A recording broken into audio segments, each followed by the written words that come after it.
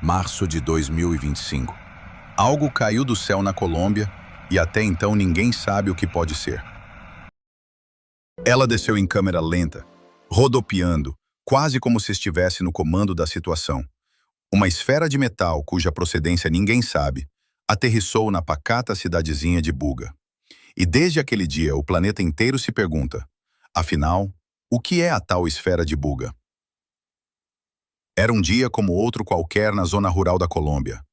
Até que algo inesperado aconteceu no céu. O artefato, feito de metal, maciço, com aproximadamente meio metro de tamanho, surgiu do absoluto nada.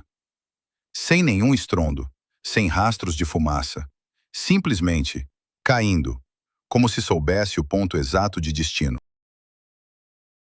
O sol ainda lutava para vencer o nevoeiro das montanhas quando Dom José saiu de casa.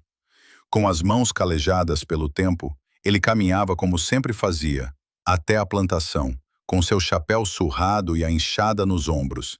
Mas naquele dia, algo estava errado. O silêncio. Não havia pássaros, nem vento. O campo estava quieto demais. Foi então que ele viu um brilho estranho no meio da vegetação alta. A princípio, pensou ser um pedaço de metal, talvez um lixo espacial ou o resto de alguma máquina antiga. Mas ao se aproximar, percebeu. Era uma esfera, perfeitamente redonda, lisa, prateada. Ela não estava enterrada. Não havia marcas de impacto nem solo revirado. Era como se tivesse sido colocada ali com cuidado. Dom José tocou o objeto. Esperava que estivesse quente, mas estava fria como pedra. Não emitiu nenhum som, não se moveu, mas parecia viva. Ele tentou empurrá-la com um pedaço de madeira. A esfera girou levemente. Mas algo curioso aconteceu. Ela voltou à mesma posição de antes, como se tivesse um centro de equilíbrio próprio, como se estivesse ciente da presença dele. Assustado, mas intrigado, Dom José a levou para casa. E a notícia começou a se espalhar. Primeiro pela vila, depois pela cidade, e em poucos dias, pelo mundo. O que parecia um achado curioso se tornaria um dos maiores enigmas modernos da ufologia. Mas tudo começou com um homem simples. A esfera foi levada discretamente a um laboratório regional, mas logo ficou claro, esse era um caso para especialistas. O objeto foi analisado por engenheiros, físicos e até peritos militares. E quanto mais eles estudavam, menos compreendiam. Diâmetro, aproximadamente 50 centímetros.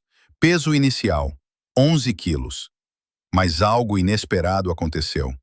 Em menos de 48 horas, seu peso diminuiu para 9 quilos, sem nenhum sinal de perda de massa visível.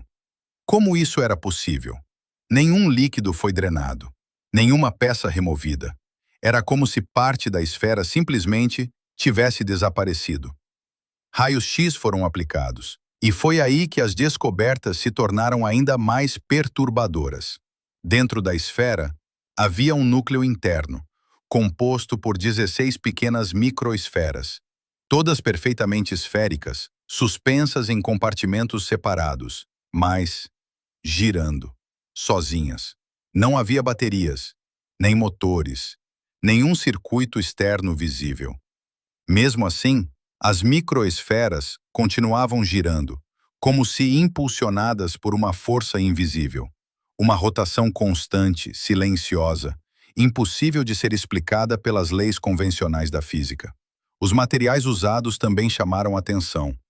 Fibras ópticas tão finas quanto fios de cabelo, ligadas a circuitos internos de cobre dispostos com uma precisão milimétrica, quase impossível de ser alcançada manualmente. E não havia parafusos, nenhuma solda, nenhuma entrada.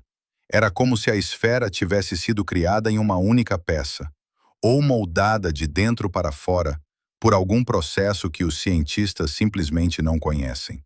Tentativas de abrir o objeto falharam. Cortes a laser, pressão hidráulica, perfurações, nada funcionava. A esfera parecia resistir a qualquer interferência, como se estivesse protegida por algo mais do que apenas metal.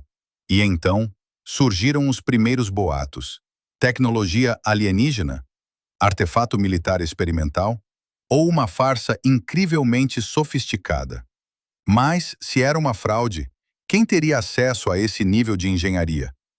E por que largar algo tão complexo no meio de um campo em buga?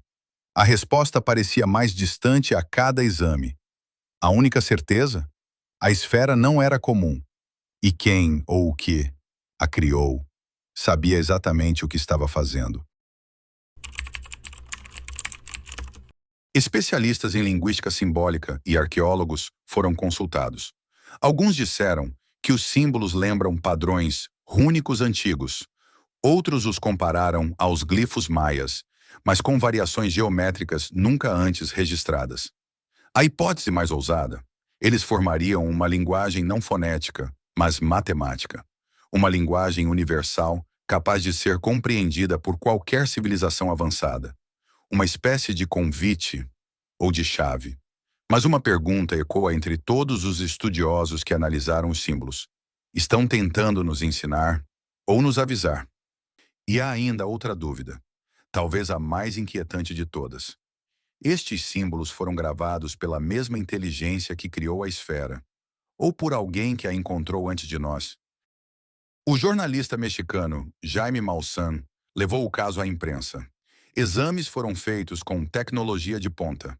A Universidade Nacional Autônoma do México confirmou a complexidade do objeto, mas ainda sem respostas definitivas.